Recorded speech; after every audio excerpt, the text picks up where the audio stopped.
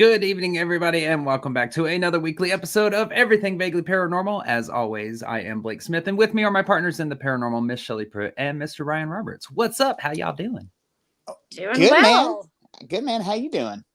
I'm doing pretty good. I can't complain. I'm excited about tonight's topic because this one's interesting to me. Dude, you were in my territory with this one in North Carolina. Oh, God. Jesus. You're Ryan's lucky I didn't take my turd. I was about to say, you're going to take your shirt off. Your turd off? It smelled like a helicopter. I got kicked out of a strip club for that one time. Anyway. What a way to open the show. No. Oh, man. But dude, I grew up learning about this when I was a kid. This is taught in North Carolina history. It is something that has been very interesting and extremely fascinating to me for a long, long time. So I'm really excited to hear your spin on it. So I got to ask you, though, before we get going, though, since me and Shelley, we went to school down here in the good old state of Texas, and you went to school up there. How involved is the education on the subject of Roanoke?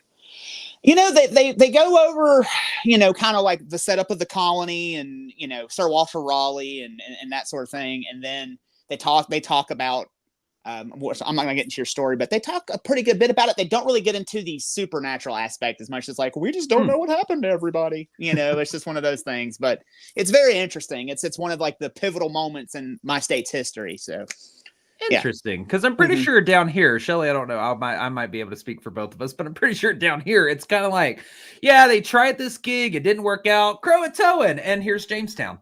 Yeah, right. Basically about all that we get taught about it down here. I'll say, but North Carolina likes to remind people, no, we were first. So I guess it is true. It is very true. So I will give you all the props for that. Because they will tell you, Jamestown was the first successful settlement, but then the two colonies and all that. But anyway, I don't want to jump your story. No, you're all good. I was genuinely interested about how much they actually teach it in school there, because down here it's just like a on the map in the timeline of history. So the state capital is actually named Raleigh after Sir Walter Raleigh. Yeah. So they're pretty into it up there. Okay, well, good to know. Well, yes, tonight we are going to be talking about the lost colony of Roanoke and what happened to these 117, about 115 actually, once everything was said and done, souls that were just completely and mysteriously disappeared out of flipping nowhere. And it's still today pretty much an unsolved case, though I do think that we are getting closer to solving actually what happened to them. So with that, I am going to jump right into this story because we got a little bit to go through. So y'all buckle up. Here we go. Lost Colony of Roanoke. Well, a major flaw when it comes to reading and writing about history is that we tend to accept simple explanations for major events. Many times it's because we don't want to do the research ourselves. That's why you come to EVP. We'll do it for you. We may feel that the historians are always right, or we haven't looked at all angles to a complex situation. Such is the case with the lost colony of Roanoke. In the late 1500s, a group of colonists, 117 men, women, and children, which I will mention, one was breastfeeding at this time, 2 were pregnant. I find that fascinating that you just abandon your life and you go deuce with my infant to a land that you have no idea what's going to happen. But anyways, that's a whole separate topic we could talk about. This group of individuals, 117 individuals, left from Plymouth, England to set out on an ambitious adventure, colonize the New World, only to never be heard from again. So the questions are, why were the colonists left on Roanoke Island? Was there more that the governor, John White, knew? How could an entire colony disappear? And furthermore, where the fuck did they go? Throw that in there for emphasis a little bit. These are the questions. Aliens. Come on, George Stephanopoulos. Yes, Stoffel, whatever his name is. I always forget his last name. But anyway, I know it's continue. All good. We love him though. Suckless, that's it. Thank you, Shelley. We knew somebody would get it on this podcast. Well, these are the questions that continuously come up when discussing the lost colony of Roanoke. Is it too late to solve America's oldest missing persons case? Perhaps new developments near Roanoke Island can help bring closure to one of America's greatest mysteries. Now, for those that don't know the story of the lost colony of Roanoke, allow me for a second to take you back and give you the history of how we get to where we are today. The Outer Banks of North Carolina. I'm going to show a map so you know where we're talking. Yes, Ryan, pump your, fist. Take your shirt off, spin it like a helicopter. But anyways. I know I'd probably get caught in my damn headphones and knock my shit over. I don't want to do that. Well, the Outer Banks of North Carolina had first been explored in 1524 by Giovanni da Verrazzano. Probably butchered that name, and I apologize. Verrazzano had mistaken this area, specifically the Outer Banks and Pamlico Sound, for the Pacific Ocean. So he reports this back to the kings of England and France, who chose not to pursue the matter any further. And that is until a new reign took over. So here in this map, you can see pinpointed Roanoke Colony of where they're at, the Outer Banks. By 1578, a new monarch, perhaps one of history's greatest, had been placed on England's throne, Queen Elizabeth I. She had granted a charter to Sir Humphrey Gilbert, an English adventurer, explorer, member of Parliament, and a soldier. He was also the maternal half-brother to Sir Walter Raleigh and a cousin to Sir Richard Grenville, both of whom will come back to play a part in this story. Just going to throw that out there right now. But during Queen Elizabeth I's reign, colonization and exploration was a major topic for her. A lot of the attempts to establish new colonies in the New World were backed by the Queen. She also saw no problem with privateering, and even sometimes sponsored these ventures in which English sailors would raid Spanish ships and settlements. Kind of like going back to what Blackbeard, what Blackbeard, what they were doing, and Correct. kind of in the same area too. It's pretty interesting. Even before 100 years before Blackbeard's doing all of this, she's Correct. like, "Hey, you can do the same thing." Pretty much. Well, it was twofold. Not only did it help to weaken Spain's dominance, but also provided England with valuable resources and information about the New World. And at this point, there was a lot of tension and fighting between Spain and England for power, territories, and colonization of the new lands and the New World. So trying to give you like that Gen Z recap of history real quick so we don't get too bogged down in it. No cap, it's lit.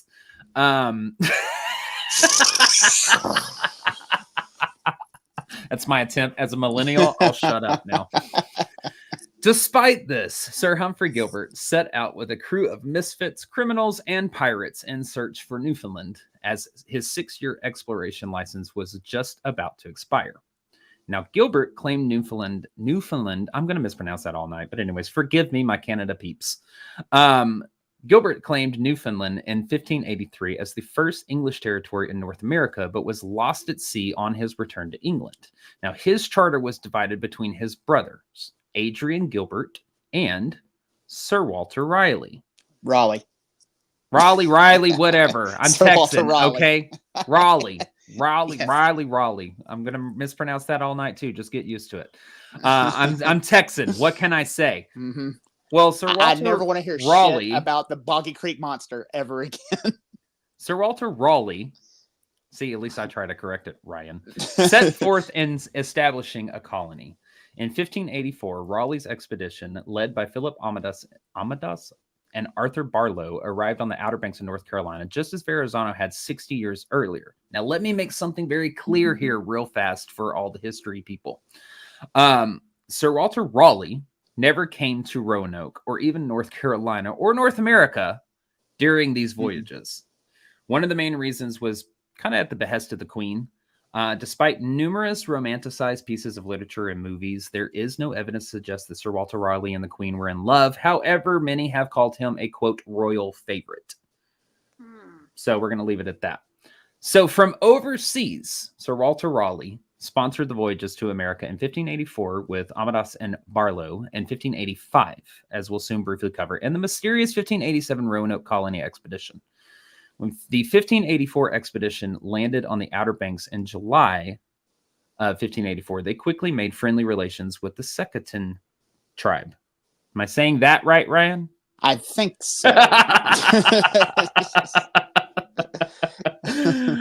Well, several accounts note the beginning that at the beginning they were very hospitable to the crew that was landing in 1584. I'm going to mispronounce. God damn, I'm sorry. Words are hard. It's okay, man. It happens. No, it's just it's the dyslexia is like flipping word or numbers on me real quick. So in the beginning, the Second tribe had very hospitable relations with the 1584 expedition that landed. those same accounts also talk about the rivalries between neighboring tribes. So what's Oh, yeah. important for our story here, though, is that this expedition returned to England in the autumn of 1584, bringing 2 members of the tribe with them, a Roanoke leader and Manteo, a Croatan whose mother was the chieftain of Croatan Island. Sorry. After the 2 men spoke highly of their friendly relations with the native tribes and being impressed by their efforts, Sir Walter Raleigh named the territory Virginia after the Virgin Queen herself. Well, in 1585, Raleigh's next attempt was a military-focused colony led by Governor Ralph Lane, though the overall mission was led by Sir Richard Grenville, who we've previously mentioned. So along the way, the mission ran into severe weather and skirmishes with the Spanish, which led to the loss of supplies and the subsequent hardship on the Roanoke Island. The voyage was only supposed to include 69 colonists, with the 2 returning members of the tribes going back home with them. However, 600 men were sent on this voyage, with about half intending to stay at the colony, to be followed by a second wave later. Now, due to hardships endured, the supplies could not sustain half the men to stay behind. And ultimately, Grenville decided 100 men would stay behind and wait for the supply ship to come shortly behind them. However, the supply expedition, led by Sir Francis Drake, had been redirected to Newfoundland to alert fishing fleets of Spanish retaliation for English privateering. So this left the colony to be heavily dependent on the generosity of the native tribes. So already, in my opinion, they're already like, it's like you're damned if you do, you're damned if you don't. You're trying this, and all this shit's already happening. And we're 2 expeditions in now, so almost like it's cursed from the get-go. Snake bitten, if you will. We'll come back to a little bit of cursing later on. Well, despite initial friendly relations with the Secretans, tensions grew over the loss of a silver cup, and particularly after the death of a Secretan advocate. Leadership assumed with the Secretan tribe under a new leader, and hostilities escalated further. Again, giving you the Cliff's Notes version here because I got so effing bogged down in this shit. It's unreal. Well, there's a lot of tribal warfare going on. There is. There's, a lot of diplomacy between tribes and the settlers and all that. So, yeah, you just got to kind of gloss over some of it. Yes, exactly. Well, by June of 1586, Sir Francis Drake had finally arrived with the supplies. Yes, you heard that. 1586. This was the 1585 expedition. So you can imagine how hard-pressed these colonists are. Dude, you think it's bad waiting on an Amazon package? Can you imagine just standing on the shore looking, waiting on the ship, but like any day now? I wonder if they have to take a picture where they left it too. No, just kidding. Anyways, they have to paint one. Yeah, right. Left it right here. See, anyways. Well, you can imagine by this time that these hard-pressed colonists wanted evacuation while accepting the much-needed supplies. Tensions had only grown over the time the colonists were there, and they were ready to deuce the fuck out. So with Sir Francis Drake's fleet, the colonists loaded up, headed back to England, arriving back in July of 1586. So, however, this part be a no-go for me. However, 3 of the original colonists were left behind. No, thank you. 3. Yes, you heard that. 3. Yeah, Who fend for lost yourself. that bet? Right? Shit, that was like a poker hand that somebody just gave up trying. Well, Yes. or 3 of them said, I could go back to England where it rains a whole lot, or I could stay on this beautiful beach and just hang out for a few years. I think I'll stay here. 3 of them were left behind, and they were never heard from again. You Shocker. don't say. I know. Dumbasses. Yeah. Well, days after Drake had evacuated the colonists, a supply ship sent by Raleigh arrived in Roanoke with a year's worth of supplies and reinforcements of 400 men, only to find the colony deserted. The supply fleet returned to England, leaving behind a detachment of 15 men to uphold England's claim to the territory. You guessed it, all of whom were never heard from again. So you can already see a repeating pattern as well. And we're not even to the Roanoke Colony yet. All right. And you don't know if it's tribal hostility. You don't know if the Spaniards found them. You don't know what happened. I mean, I would not be one of those ones that would stay behind. No, thank you. I'd be like, nope, I'm good. Well, it was obvious at this point that Roanoke was no longer going to be a safe place for an English settlement. Now, persuaded by those closest to him, Sir Walter Raleigh organized yet another voyage back to North Carolina on January 7th, 1587. Stop this- already. he is, if he is anything, he is a determined man to That get this is- done. Well, of course, but he has no skin in the game. He's just financing it. He's like, y'all go do it. He is basically the main investor, along with other Right. investors that are back in England. Kind of give you that little Cliff's Note version. Yes, he is funding this. He is the one that's like, hey, just go. But he's back home sitting on his, tuft, just being like, go get it. Go establish a colony. Well, this voyage was to found the city of Raleigh, of which John White would be the governor in charge. Now, on May 8th, 1587, 117 colonists, including John White and his pregnant daughter Eleanor and her husband Ananias Dare, all loaded up. They all set sail from Plymouth, England, as previously stated, and after over 2 months at sea, the fleet anchored at Croatoan Island on July 22nd, 1587.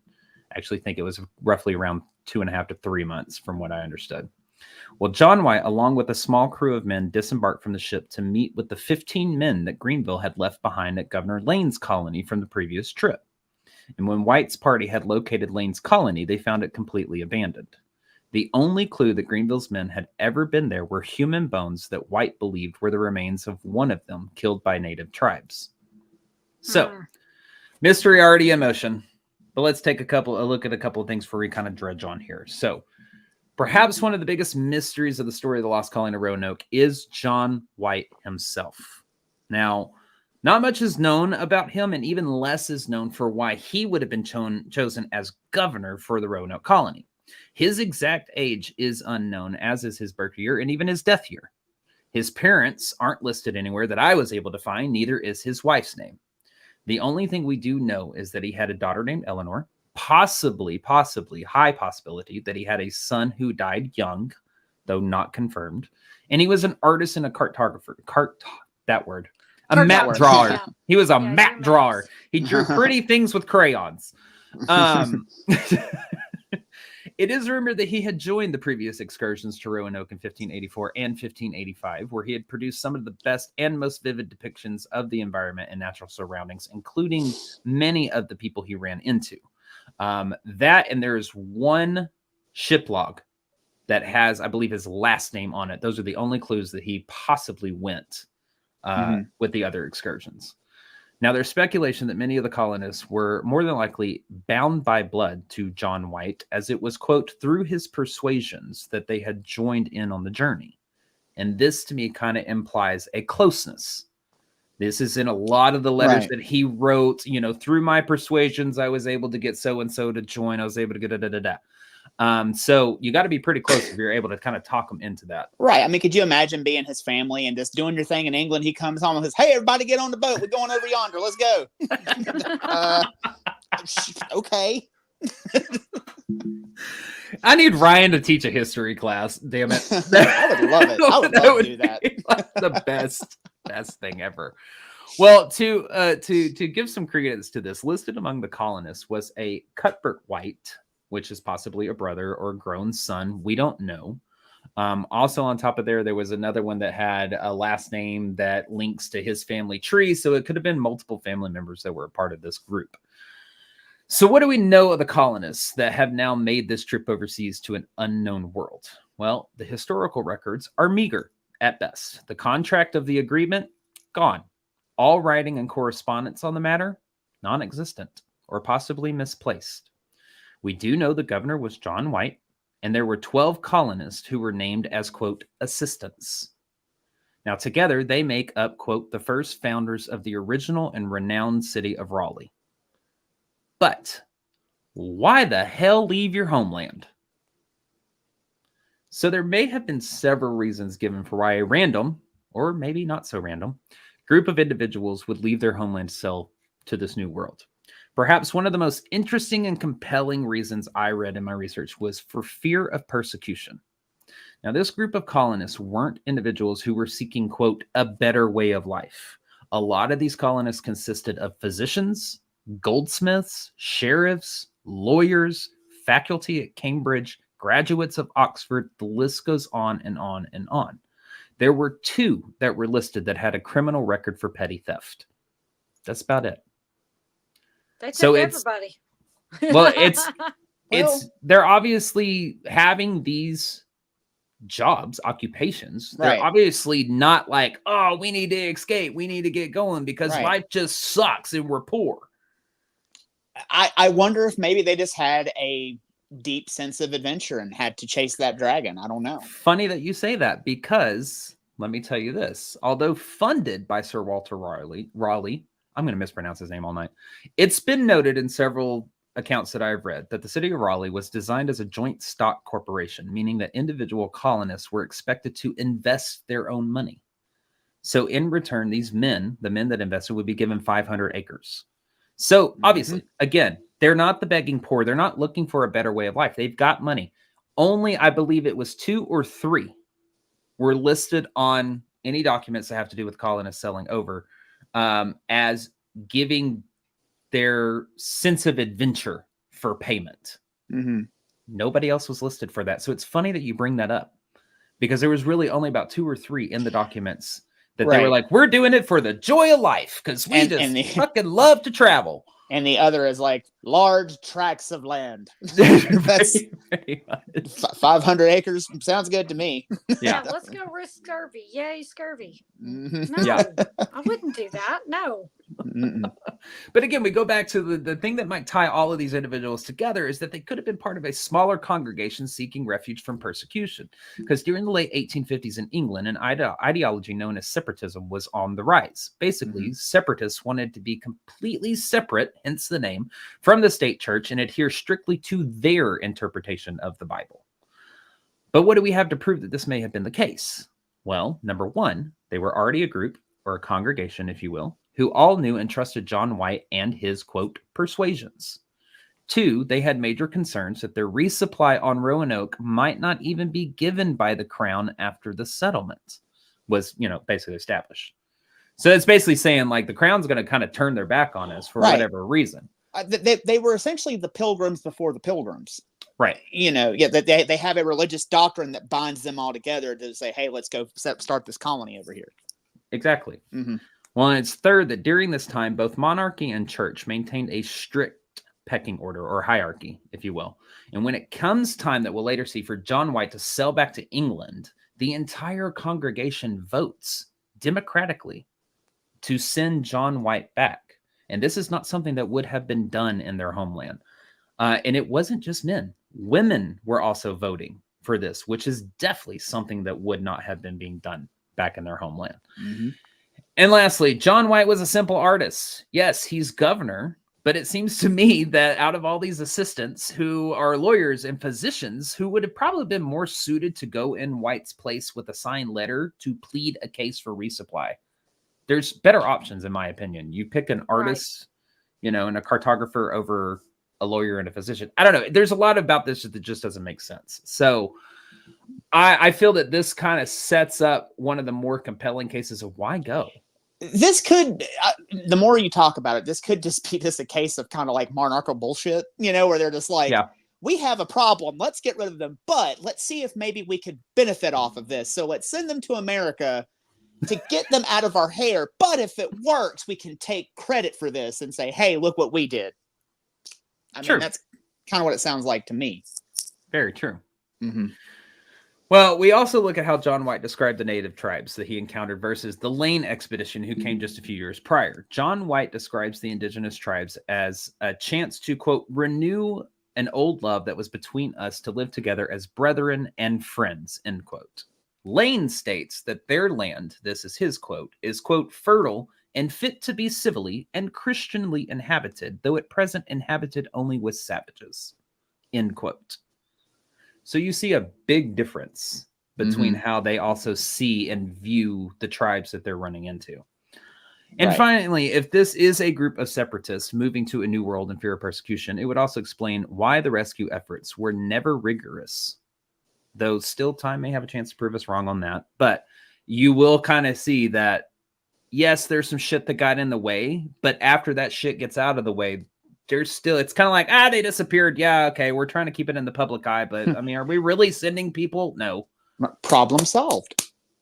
Exactly. Mhm. Yeah. So now that we have a little bit of that backstory, back to where we were landing at Roanoke Island on July 22nd, 1587, with this group of colonists. Again, there's no sign of the 15 men left behind by Greenville. Mhm. Once all the colonists fully disembarked the ship's captain, Simon Fernandez, who would not let the colonists back on board.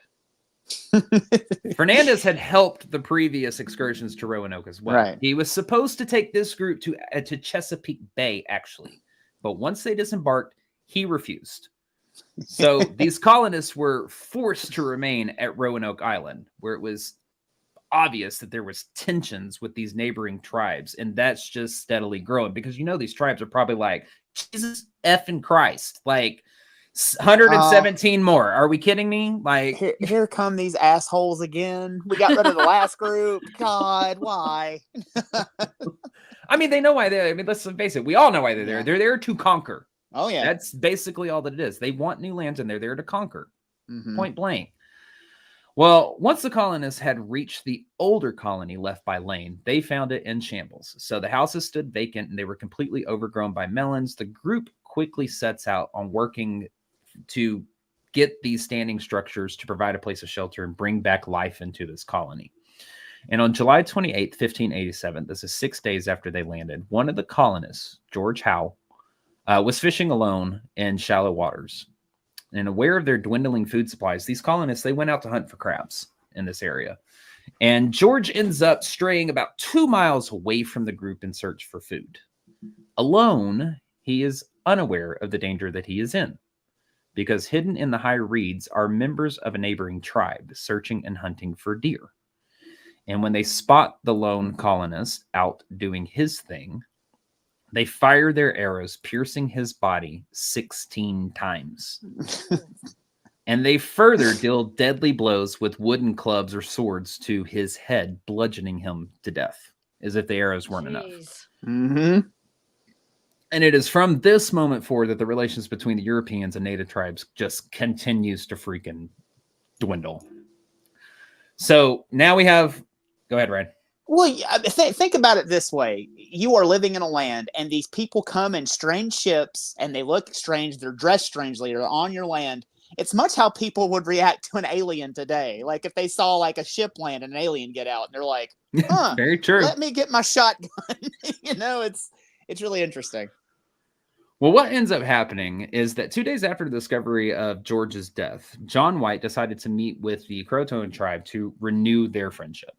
So with their advocate, Montejo, in tow, White and his men approached the Croatoans, along with a couple of other, he's basically trying to get all these neighboring tribes together and be like, hey, we want to have peace among us, So it's basically through these conversations with Montejo that John White learns that a neighboring tribe, I could try to pronounce the word, but I'm not butchering it live on air because I apologize. I'm just not going to try it.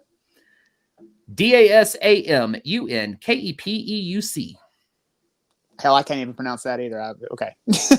That tribe. Well, they end up learning that this neighboring tribe is the one who are responsible for killing the 15 men that were left behind at Roanoke by Greenville, along with George. Mm-hmm. So they're the ones that are responsible for that, is what we have now figured out. Well, it's established as well that the Croatoans would renew their friendship with the colonists, but they had one request. Don't take any of their already dwindling food supplies. Basically, that's it. The colonists had their own requests. Send a message to the other tribes, the surrounding tribes, that they were willing to forgive and forget all the wrongdoings done to each other and become allies, become friends, work together. So they're to send their message within 7 days. And at the same time, the Croatoans were like, hey, we need a sign, a symbol, a something, because we need to be able to be told apart from y'all, so we're not mistaken for them, so you don't attack us. Well, they don't ever send that either, and 7 days comes and goes, and there's no response from any of the other tribes. So John White's basically like, well, shit, we're not going to get anywhere with this. So he ends up going to the neighboring tribe that was responsible for killing the 15 men, and he's going to avenge George Howe's death. So he goes along with 23 men and went to the Roanoke village for that revenge. What the men didn't realize was that this neighboring tribe that was responsible for killing all those men in George Howe had withdrawn from the village for fear that the colonists would come and seek revenge. It turned out that White and his men were actually attacking the Croatoan tribe, whom they just reestablished friendship with. God almighty. And were there pilfering the village because the previous tribe had left it abandoned. So it's like, hey, we're your friends. We're not going to attack you. Mistaken identity. They go in, they attack them as they're pilfering the village from this neighboring tribe that killed the 15 men left behind. So it's like, whoops-a-daisy. Yeah, because they won't talk to each other. Exactly. It's just so much of it could have been avoided. Yeah. Well, Manteo told the Croatoan people that this was your fault for not sending a message within the requested amount of days, not giving us the mark, not telling us how to tell you apart. Yeah, that's what he basically tells them. It's your fault. So this relationship begins to deteriorate even further, causing the Croatoan people to withdraw any and all supplies to the colonists, as the food supply on their side, the colonists, ran short and began to mold. So, well, fuck you, buddy. So they're like, running short, and they're like, no, we're not giving you any more shit. We're done. You attacked us after declaring we were friends. We're done. Right. Survive on your own. And the horse you rode in on, we're going to leave. Bye. Yeah. Well, in this midst of chaos comes like one ray of hope. Eleanor Dare, John White's daughter, who is pregnant at the time of departure, she ends up giving birth to the first colonist to be born in America. It was a daughter, and she was aptly named Virginia Dare. And this celebration, though, was very short-lived. Because just 7 days after the birth of Virginia Dare was the moment that the colonists asked and voted for John White to return to England for more supplies. So it's like, hey, you got your granddaughter. Great. Awesome. It's a week later. Can you go back home? Yeah. Can you please go get us some more supplies? We ain't got no supplies. You done messed up with the Indians, and now we're stuck. So please go home and get some stuff. Right. Yeah. So obviously morale sinking, food supplies are running short. The small panic begins to set in, all around the colony and everything. And John White has reservations about leaving. He has a fear that those back in England are going to see him as weak or as a poor leader if he just abandons his people. On top of that, this was the part that made me so mad. On top of that, he's concerned about that his belongings that he brought with him would be looted by the settlement. Like, basically, in my absence, y'all are just going to take my shit. I don't want to leave. Like, kind of his excuse. And he's allegedly related to most of them in some way. Allegedly. Yeah. I mean, he's got a close tie, I'll say, to. Well, if you think about it, the chances of him making it back, they're kind of slim. And the chance of him being there whenever he gets back is pretty much for certain. So, yeah, take his shit. He don't need it. It's like, Frank, I see you eyeballing my goblet. I swear to God, if I come back and it has moved 1 inch. Think about whenever somebody dies in a family, here come the vultures. Well, it's true. I think he had legit reason to be worried. Yeah. Well, the congregation ends up pushing him, stating that he was the one that needs to go. So the ships anchored on the coast, which were being readied for departure, were slammed hard as a hurricane rolled into the area. I'm telling you, this colony is like as they do from the beginning. And it's almost as if nature was sending a fatal sign of what was to come. Well, John White did depart. He departed from Roanoke. It was not only an emotionally charged one, but also strategically complex. As a small fleet set sail in late August 1857, granted, now you kind of see they've only been there for about a month at this point. Is it 1587, right? 1587, yeah. Okay. Yeah. Well, his ship, John White's ship, the Lion, faced immediate challenges. Almost immediately after leaving the safety of the North American coast, White's ship encountered a series of violent storms, powerful enough to wreak havoc on even the most robust vessels. The Lion was tossed about by towering waves and relentless winds, and this took its toll on the crew as the constant battering caused sleep to be elusive. Navigation was challenging as the era's tools, mainly compasses and what are those called? Astroglobes, I believe, or something like that. I think so. Were often unreliable, as was navigating by stars during all of these storms. So there was also this fear of the legends and myths of sea monsters and dangers that sailors at the time believed in. So these giant squids, monstrous whales, we love those stories. But yes, Yeah. So not only you have the psychological strain on them as well, but as the weeks drug on, the ship's supplies began to dwindle. Fresh water became scarce.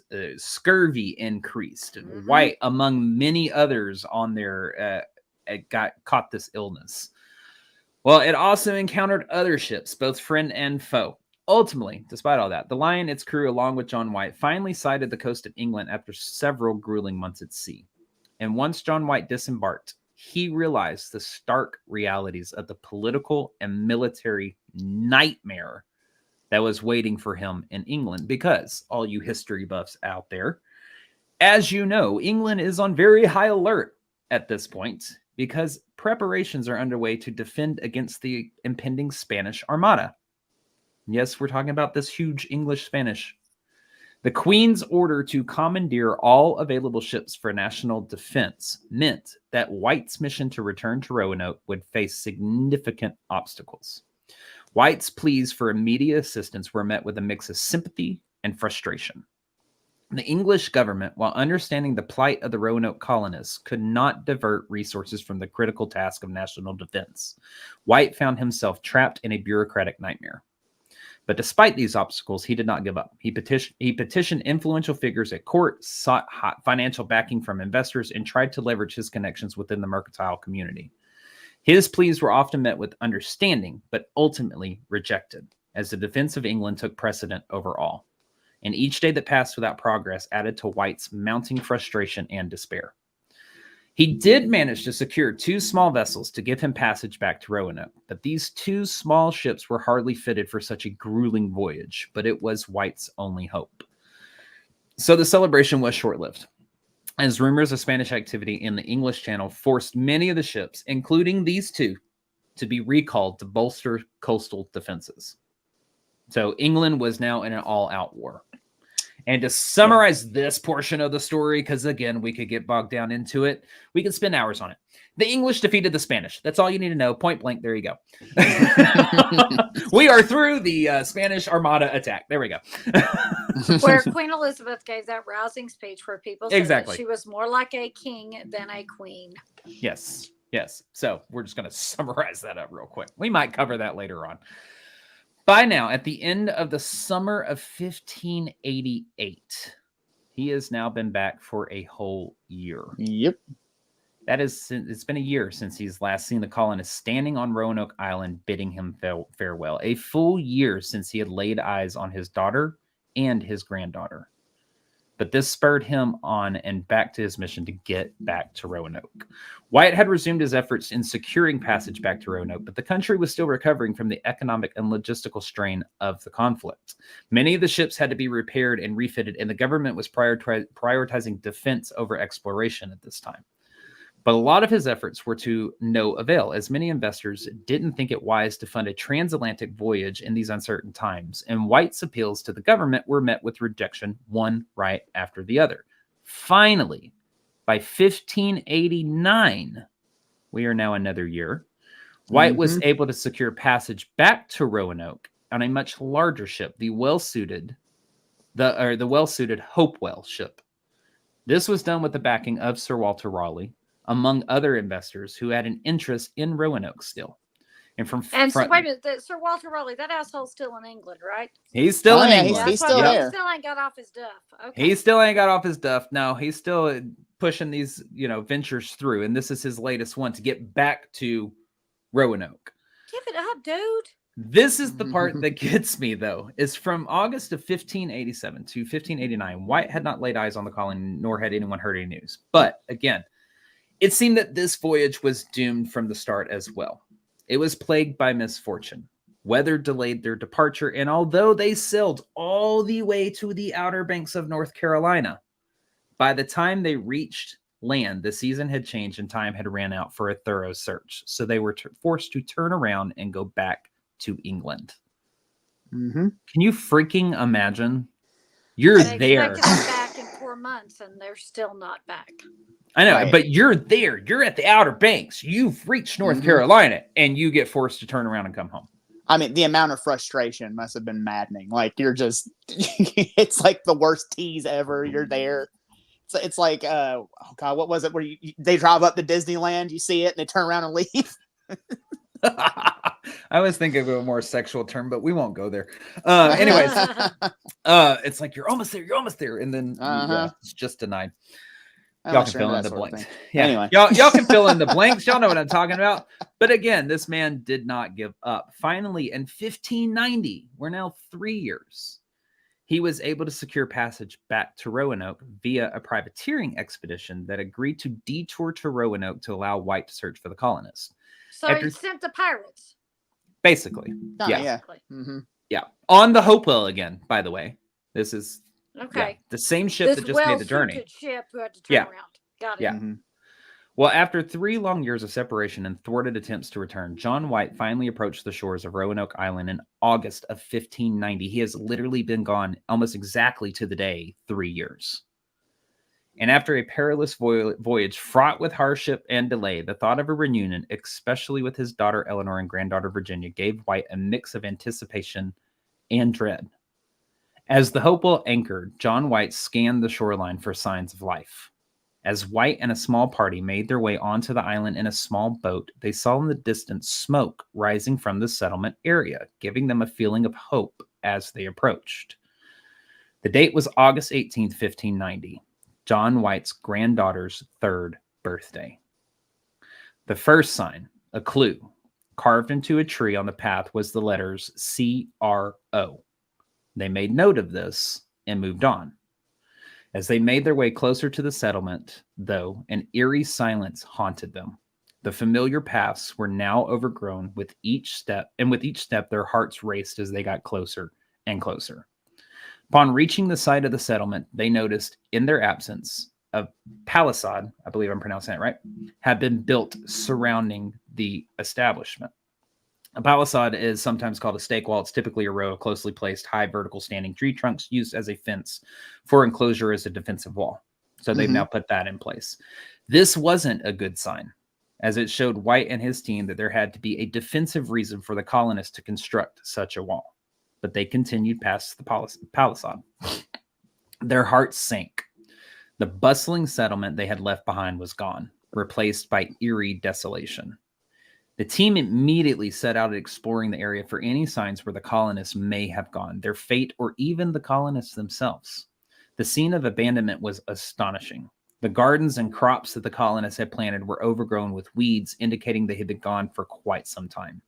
The houses they had built, the fortifications that had been installed, and the other common buildings had been completely dismantled, not destroyed, dismantled. The boards had been removed along with the nails, and it's almost as if there was this intense pressure to do it neatly and carefully. This was a good sign.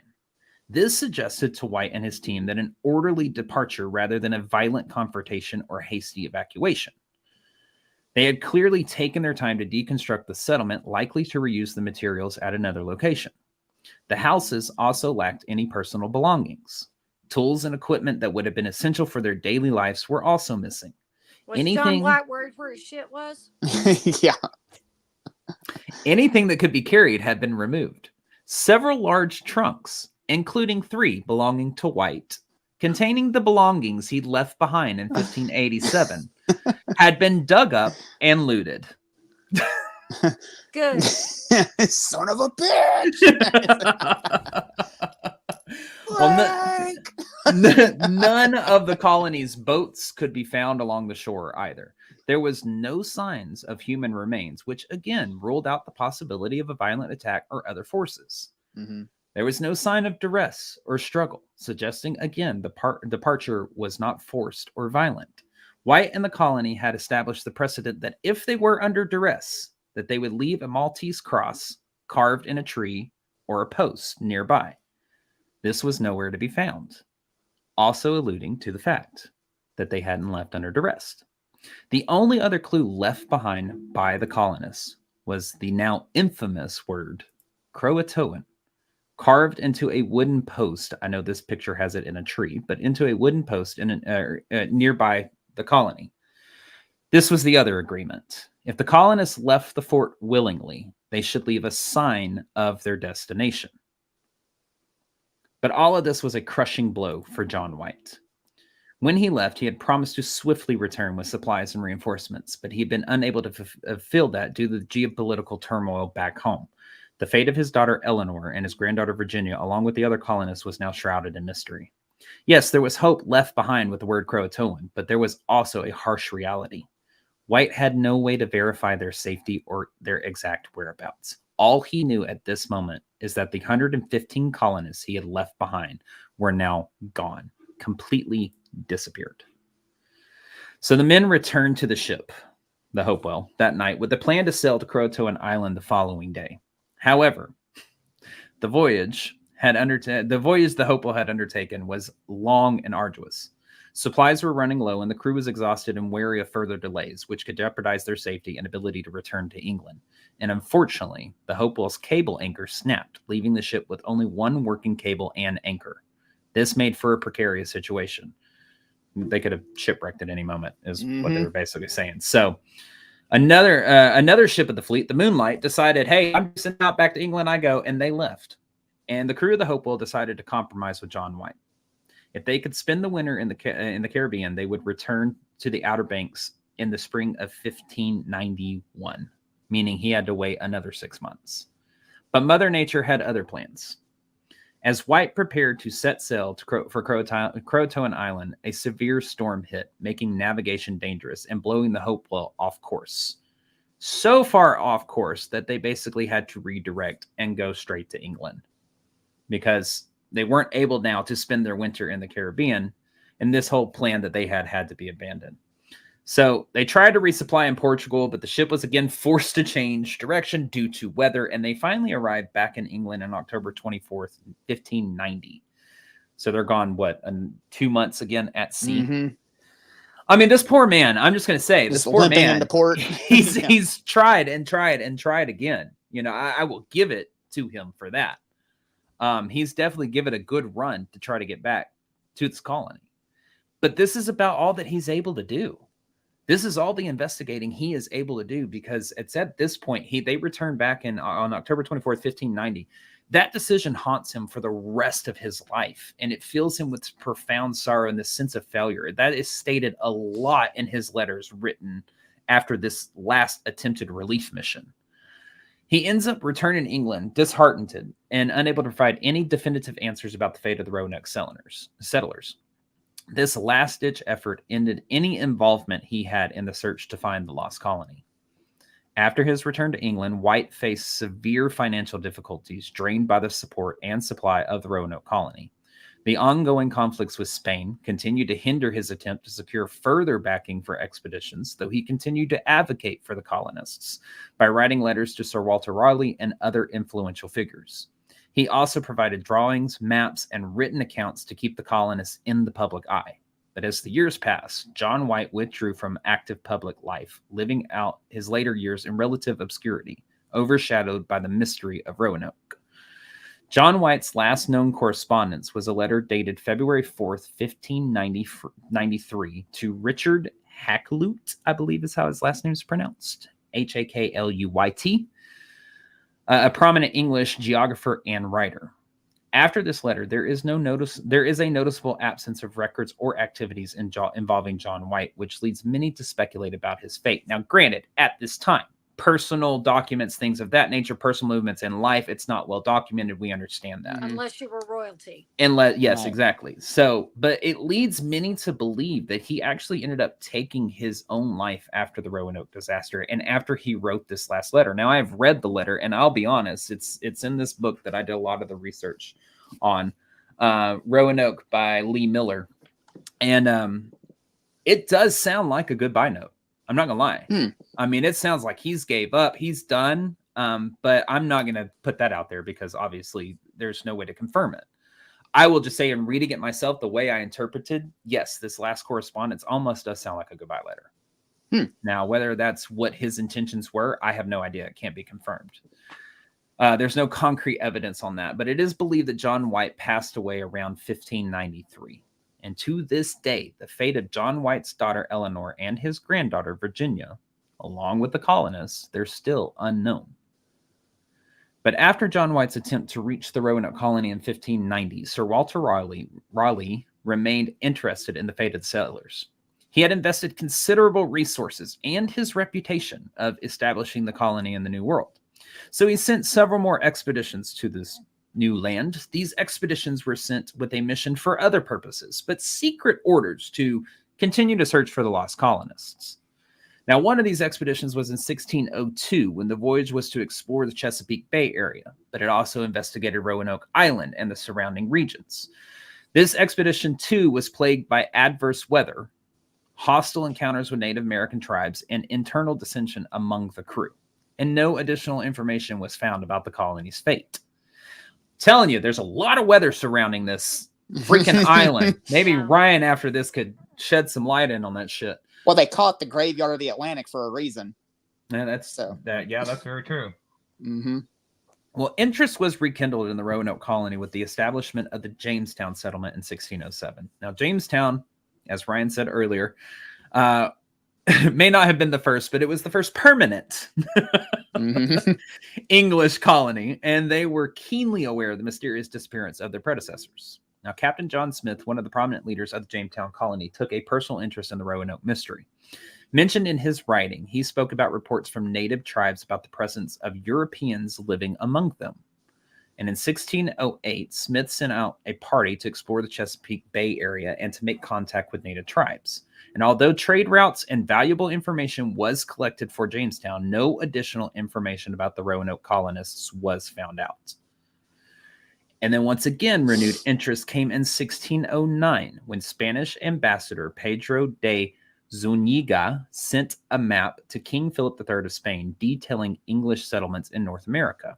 Now, within this map, it was indicated that the Roanoke colonists had possibly moved inland, where they were living among the Inyo, and Tuscarora tribes. So, nothing more came of this map, though. Mm-hmm. It's basically the only thing it was able to give. Well, the secretary for Jamestown, William Strachey, I believe his name. Sorry if I mispronounced that. Provided one of the most detailed accounts of the fate of the Roanoke colonists. In 1610, he wrote that he reported hearing from one of the local chiefs that this chief had ordered the massacre of a group of Europeans living in this territory. This account had been This account has since been met with a lot of debate and skepticism among historians, as it's based on secondhand reports. Right. So they don't put a whole lot. It's kind of like eyewitness testimony. You know, they don't put a whole lot of faith into it. You're muted, Shelley, so we didn't hear you. Yeah. Carry on. Okay. Well, in 1611, the Virginia Company, which had established the Jamestown colony, sponsored further explorations into the disappearance of the Roanoke colonists. The most notable was led by Edward Brewster, who explored both North Carolina and Virginia. His expedition interacted with several Native American tribes, but still no definitive evidence as to what happened to the Roanoke colonists. I mean, I give it to them. They're trying, dang it. It seems like they really are trying. They're looking, but my opinion, I think they're looking in the wrong places. But anyways, we'll get to that in a second. Trying to find a needle in a haystack at this point. Yeah. So the centuries end up passing at this point, and the colonists begin to fade from view as modern day starts to take over. However, in the 18th and 19th centuries, additional researchers suggested a connection between the Lumbee tribe of North Carolina and the Roanoke colonists. This tribe was particularly noted for having what many would describe as, quote, European features, including fair skin, gray eyes, and English surnames. Yep. And many came to the conclusion that this tribe might actually be the descendants of the Roanoke settlers who might have integrated within this tribe. My mom's sisters are Lumbee, and they're my aunts, and that is kind of the lore that's passed around. So that's true. Well, there hasn't been conclusive evidence to completely support this, but oral histories and linguistic studies provided some support for this theory. So if all of these expeditions came up with no concrete evidence of the fate of the Roanoke colonists, then the question still remains, what the hell happened to the lost colony of Roanoke? Now, there have been several theories laid out, some of which hold some weight, while others are as obscure as the colonists' fate. I'm going to take a look at a few of these theories as to what might have happened with the Roanoke colonists. Possibly quite my favorite one would be the supernatural elements to the colonists' disappearance. Yes, these are legit theories that have been proposed as to what happened to the lost colony of Roanoke. These are the ones that are rooted in curses, supernatural occurrences, and strange events, which captivates people's imagination and have also become a central part to the Roanoke folklore. Some accounts suggest that the colonists fell victim to a curse that was either placed upon them by neighboring tribes or possibly for disturbing sacred sites. I vote curse. I'm telling you, it sounds like with all the weather and the shit that they've been having going on, I'm kind of rolling with this one a little bit. Maybe. Well, even some local native folklore speaks of the island being haunted or cursed long before the English settlers arrived. These stories, which were passed down through the generations, talk about the island having dark and even malevolent spirits attached to it. So that's one. There's also the theory that perhaps, as I always say on this podcast, extraterrestrials were involved, which would explain... Do it, Ryan. Aliens. Which would explain the sudden and abrupt disappearance of the colony. However, I highly doubt that is the reason why, because although these theories are interesting, or an interesting take on this story, they definitely lack any empirical evidence. There's no way to know. There's no evidence physical that anything evidence. else happened to them, though, either, really. Well, no one's around to see it. There's no sort of physical evidence left behind. I'm I gonna don't vote know if it cursed was. aliens got them. Cursed aliens. Man, We're gonna combine blend it into. Well, these theories tap into the deep-seated fear of the unknown, provide a far more evocative, dramatic, and intriguing solution to this mystery. It's more memorable than the mundane theories of starvation, relocation. These are the stories that keep Roanoke alive in popular culture. However, you have to admit the amount of times that those colonists were freaking hit by historic hurricane storms and all that. Right. Gives a wonderful, compelling case for the quote, curse. I mean, well, damn, he left during hurricane season and he come back to try to get him during hurricane season. There's other times a year you could have came. I mean, between August and October, not a good time to be out there towards the Outer Banks. Well, yeah, it's very well. You know the area very well, so yeah. Mm-hmm. The second most wild one I've read is that the colonists themselves were part of some secret mission or espionage. Now, this obviously stems from the turmoil between the English and the Spanish at the time, and both countries involved in colonization and privateering. Historical documents and correspondence from the era sometimes do hint at the possibility of the settlement being intended to serve a dual purpose. One, as a foothold in the New World for the English, and two, to undermine Spanish dominance as a secret base operating against Spanish interests. Now, as intriguing as this possibility is, there is 2 points to be made against it. There is no evidence to lend credibility to this claim. Number one, that's the big one. And it also doesn't answer what happened to the colonists, which is the other big one. And why are you sending physicians and scholars and stuff to do that type of work? That's not... Exactly. Yeah. So I think this is another one that we can kind of toss out, But we move more into the real world possibilities about the fate of the lost colony of Roanoke. Now, stemming from the espionage theory, one such theory suggests that the colony's disappearance was due to the, quote, Spanish attack theory.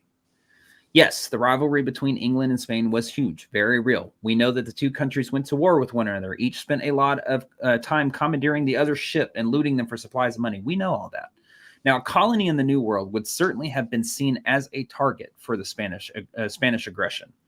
It is noted that maps of the time suggest that the Spanish knew of Roanoke, and this scenario does have some plausibility to it. But alas, one must remember, there were no signs of destruction or assault when White and his men discovered the abandoned colony. I mean, and also, would the Spanish not have taken credit for it? Been like, hey, guess what? Your little colony over there, we got it. The other portion to this theory, it is not corroborated by Spanish documents at the time. Right. Yes, you are correct, Ryan. Mm-hmm. There are no records of direct military action against Roanoke Colony from the Spanish.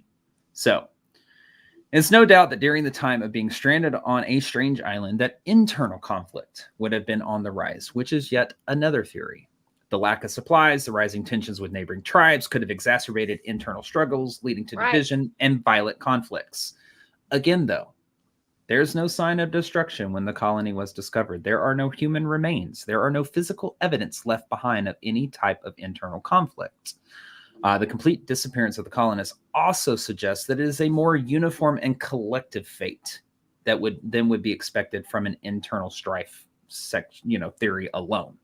Mm-hmm. So another theory, and we're kind of moving on down to the more and more real world plausible ones, more plausible ones that could have happened. So we move from internal conflict to external conflict. That the next theory is that it suggests that the colonists were all massacred by local tribes. That stems from the Jamestown taking note that the neighboring chief said, "Oh, I massacred Europeans while down there." That's where that comes from. Mm-hmm. It's true that relations between Europeans and Native Americans were strained and tensions soared as more and more immigrants came overseas, attempted to assert dominance and conquer native tribes. The colonial era, we know, that is marked by frequent and often brutal conflicts as Europeans encroached on indigenous lands. Roanoke was also positioned in a region with significant indigenous populations. So historical documents do lend a lot of credence to this theory. But yet again, there's no definitive proof of the massacre ever taking place, because just as they found human remains the first time when they found Lane's colony, there is no human remains, no physical evidence left at the site of the colony to suggest that a massacre had taken place. So these theories along that lines, do they hold a little bit more weight? Yeah, but they don't explain the condition that the colony was in when it was abandoned, when it was discovered abandoned. So the other one that I actually do like that does probably make some pretty plausible sense is that perhaps the colonists were lost at sea. This theory to me probably holds more weight than any of them so far that we discussed, because it would explain why the houses would have been dismantled for the boards, for the nails, and for other materials. And it would also explain why no human remains were found and that all personal belongings were absent as well. Basically, given the dire circumstances the colonists face, limited resource, food shortage, possibly hostile relations, it is conceivable that they might have attempted to return to England. And it's true at the time that a lot of historical documents do detail that colonial shipbuilding skills would have been rudimentary at best. And you were in a complete different land at this point. You don't have the shit you have back home. You ain't got the nails. You ain't got the tar. You ain't got nothing like that. You ain't got nothing that you need back home, in my opinion, to be able to get out. And you got to remember, their food supply is dwindling as white leaves. Right. So they are going to be on a strict time schedule to do this. True. And I know that desperate people do desperate things, but like, do you really think they would have built ships to go out into the middle of the Atlantic Ocean with what little they had? Well, and that's what I was going to say. This meant that if they did attempt to make it back to England, they would have faced the Atlantic Ocean's treacherous waters with little to no navigation skills almost at all. Because you got to remember, doctors, lawyers, physicians, all of that kind of people, goldsmiths, sheriffs. It really kind of seemed that maybe White and his leading men were the only ones that had the navigation skills. Could they have possibly done it? Possibly. But an effort, there is the thing that as a collective, this would have been an effort that many would have seen as a suicide attempt. It would have had a very increased risk of failure. But it doesn't explain one crucial detail. Why leave the word Croatoan carved into a tree if they attempted to make it back to England? If the signal was to leave where you're going in a destination, wouldn't the word have said England instead? Maybe. So I think that's the only thing that kind of rules that out, which rules out the next one, in my opinion, which is starvation and disease. We already know there is no physical evidence. No, all of that stuff. The personal belongings are gone. I've seen that tossed out a lot. Starvation, disease, they all died. There's no physical evidence left behind. All the personal belongings are gone. The houses are dismantled. Right. So I think did they meticulously strip the houses of timber before they all croaked? That makes no sense. I'm like, and I have to point out that everybody thinks that I can't see what's going on in the comments. I have read every single one of them. Thank you. I can see what's going on, Ed. Anyways, I haven't lost it yet. I've gotten close. So perhaps the most compelling theory for the disappearance of the Roanoke Colony, for me, the one that has the best case for it is the integration with local tribes, particularly with the Croatoan people. This theory provides the most cohesive explanation and incorporates a lot of the elements of the mystery, combining evidence of relocation, integration, and archaeological findings to paint a picture of what may have happened to the lost colonists. First, we start with the word Croatoan, carved into the post near the colony itself. This is the signal agreed upon. If under duress, you carve the Maltese cross. Voluntarily relocating, you carve a clue somewhere close to the colony. That's what they did. This clue suggests that the colonists moved to what is known as Hatteras Island, which was inhabited by the Croatoan tribe. This is deliberate, in my opinion. And recent archaeological evidence supports this claim further. Now, I'm going to tell you, if you want to watch a fascinating documentary, there is one on HBO or Max, whatever you want to call it, that is called Roanoke Island, or the Lost Colony of Roanoke. Anyways, it was done in 2022, and it's the most recent archaeological digs that they have done on Hatteras Island, which is where they believe that colonists actually went to. Now, these digs on this island have produced a mix of English artifacts laying right next to Native American artifacts. Right. So it suggests this level of interaction and assimilation into the tribe. What they are also finding out is that Native American artifacts have what they are considering European tweaks to them. So you may have a pipe, but it may have like a different mouth on it, or it may end different, it may have a different shape where the bowl's at, and stuff like that. So they're seeing European influence in these Native American artifacts as they're digging down in these archaeological digs, which is giving a lot of credence to that's where they went, was Hatteras Island with Croatoan tribe.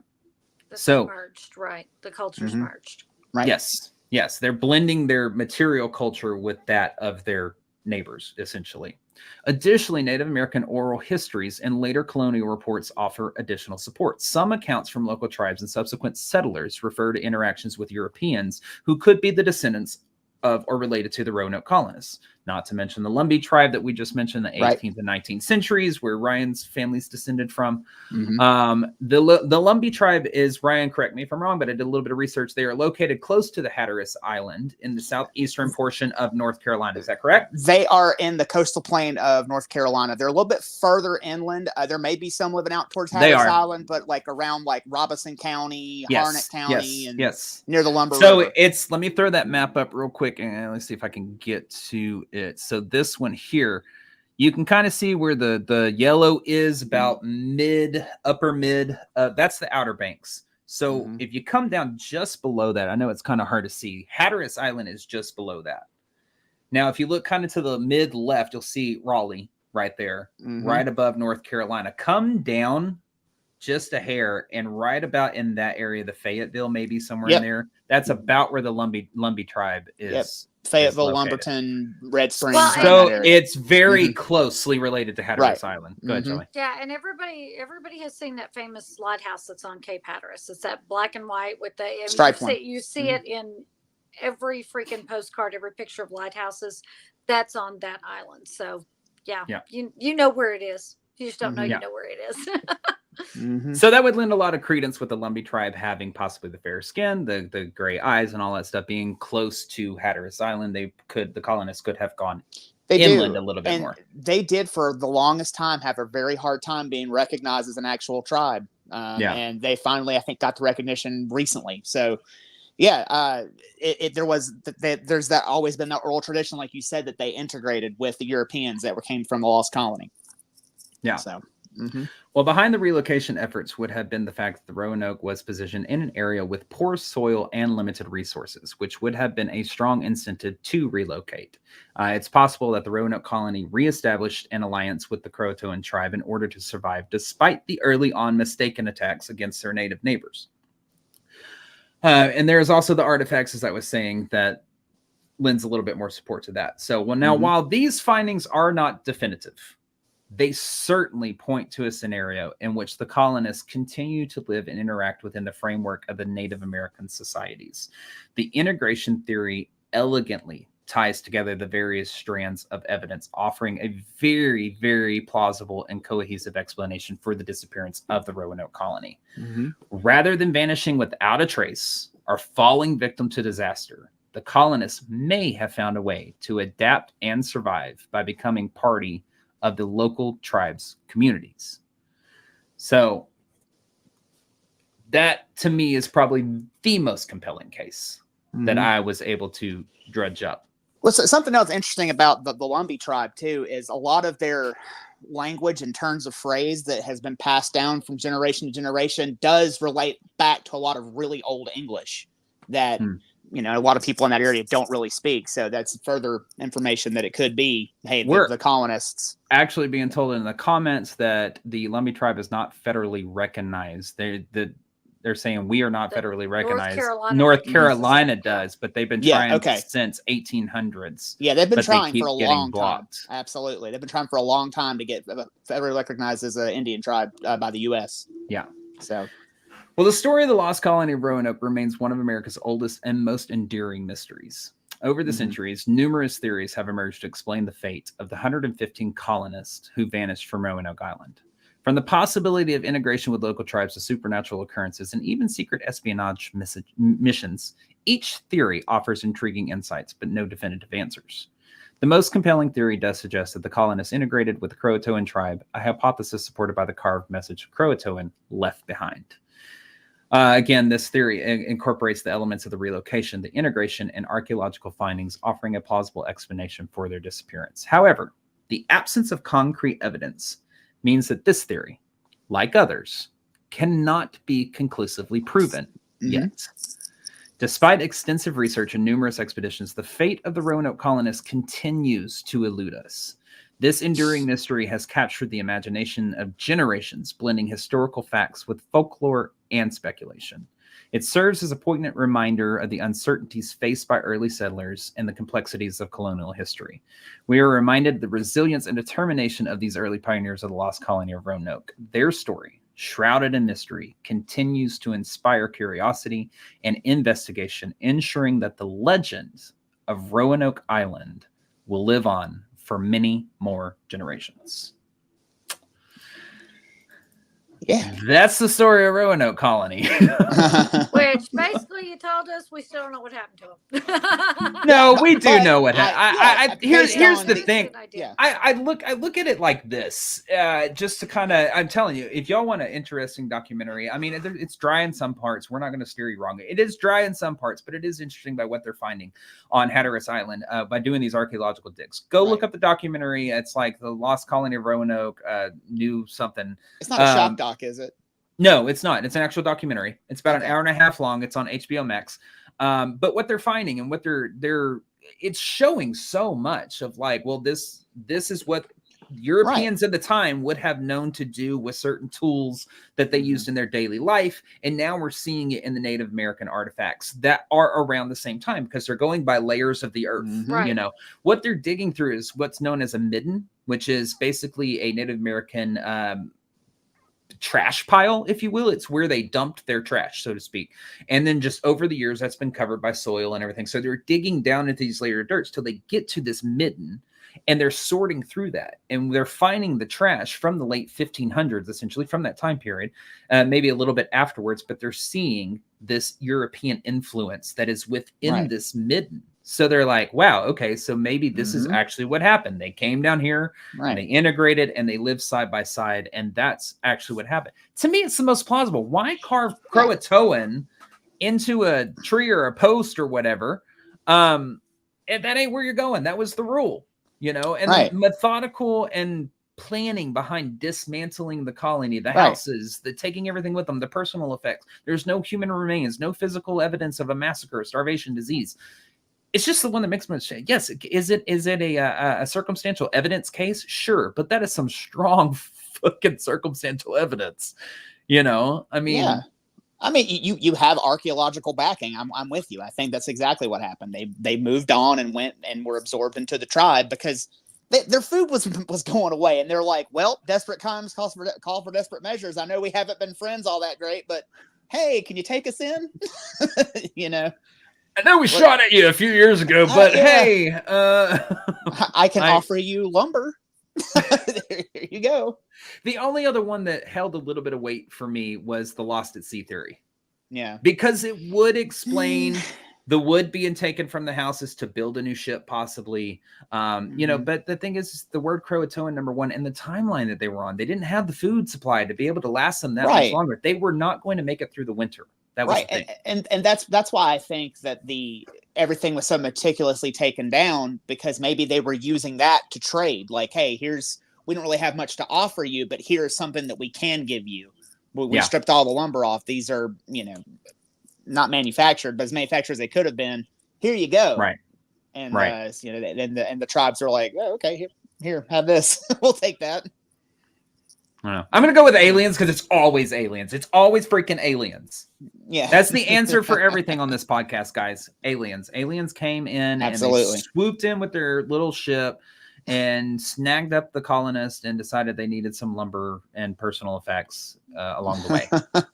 And they made sure to loot John White's trunks too.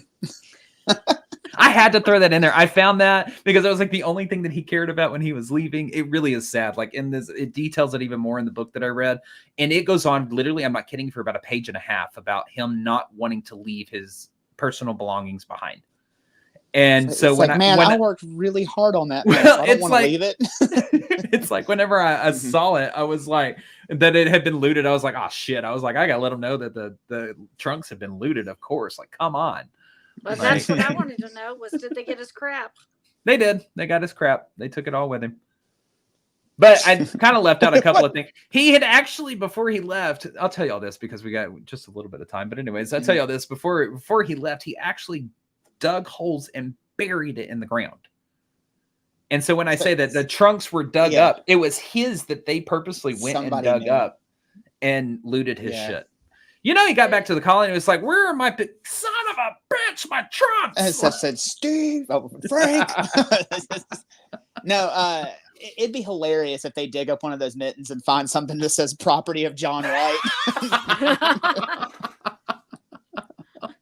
If found, please return to John White. Absolutely. Yeah. So what do you think, Shelley? I actually am on the side of the theory that they actually, I do think it was cursed. Let me be very clear. I think it was very cursed. It was cursed from day one. But I do think that because of the fact they were going to leave a message to say where they were going to go, and the message was there, I do think that they probably integrated into the tribe. They were absorbed in, and that the dismantling of the buildings, it was very cold. You never know. Maybe they took down one house at a time to burn for heat until they actually, you know, were assimilated. And maybe that's how, if they, you know, fished, hunted, you know, whatever. That's they. I don't know how well their tools were holding up. If they, I mean, because saws and hammers and things like that would have rusted with no protection from elements. And we don't know how good they were back then. So they could have broken them. So they might have been having to take things down a piece at a time in order just to stay alive for warmth or whatever. And they don't want to dismantle the whole house all at once. Let's take it down a piece at a time. So yeah, I do think that they were assimilated. I do think that they probably, I think they left a message because I think they finally gave up and we're just like, yeah, we're just going to do whatever you need. Take this, and let us come and be warm and be fed and be safe. Because the more their number dwindled, the higher their risk went from attack from other tribes. So now a good point was just made in the comments of why there could not have been any human remains is that bones were turned into weapons. That is very true. Or tools. Could have. To possibly have been used. Now that is a different take on it. But I think if that is the case, I think in doing the archaeological digs, they're going to find things like that. Right. They would have found that already. Because God knows. I mean, I believe you can. I've never been out there, but I think there is an actual historical site where it was set up. Yes, there is. Like living history exhibit. Yep. Yeah, I've been out there. And that's where that play is. It's God. How long is it, Shelley? What, about 3.5 hours? I have seen it. Yes, I have seen it, and they do invite local celebrities to come in and say a line and participate in a part of the Roanoke, the Lost Colony of Roanoke play. And it's very long. And there are lots of buggies. It's an outdoor amphitheater kind of thing. Mm-hmm. And it's neat. But about hour number 2.5, I get it. Can we wrap it up? They're going to all disappear. Everybody get the hell off the stage. I understand the concept. But yeah, it's very cool to go out there and do it. But I don't believe there's been any actual, I don't think there's been any human bone weapons. That I don't think so. I don't think anything like that has been found. No, but I will say the best interpretation of this whole Roanoke colony and all that stuff, you really want to learn some stuff, is American Horror Story Roanoke. Superb, great, awesome season. Starring Lady Gaga, Kathy Bates, that perfect rendition of what actually happened. No, totally. Straight from the horse's mouth. Exactly. It is right out of historical documents. Y'all go watch it. Great documentary that they have on that. American Horror Story Roanoke. Perfect documentary for this story. If you want. And with that, fact for fact. Tell them everything they need to know. Don't listen to this fool. Yes, I will. We do have a couple of announcements. Before I get too bogged down in this, guys, we still have investigation tickets on sale, both for this Saturday. We have about 5 tickets left for the Gregg County Historical Museum in Longview, Texas. We've also got 1 ticket left available for Yorktown, September the 7th. That is still on sale. Make sure you go and get those. And it's my birthday. Come hang out. It is Ryan's birthday, so come hang out with us on that weekend. We're celebrating his birthday at Yorktown Memorial Hospital. That'll be a lot of fun. But also remember that After Dark with DVP Season 1 and Season 2 is all out, all 8 episodes, as well as on Paraflix Paranormal Plus. Let me get my words right. It's been a long night, but that's all right. We are about to start filming Season 3, so that is going to probably be dropping sometime towards the end of September. We don't have a confirmed date yet, but once we know, we will let you know. Paraflix Paranormal Plus is available on Amazon Fire, Roku TV, Apple TV, iOS, and Google Play.